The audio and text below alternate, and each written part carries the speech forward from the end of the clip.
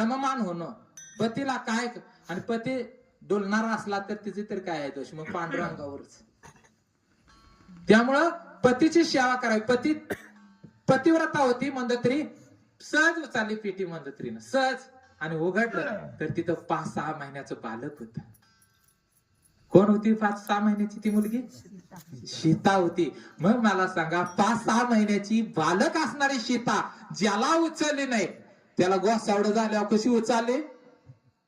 त्यामुळे गोसावड मी सांगितलं तुम्हाला, गोसावड त्यातलं एक गोसावड ही रावण गोसावड. रावण होऊन गेला असता तर आली नसती, पण ती गोसावड होऊन गेलं.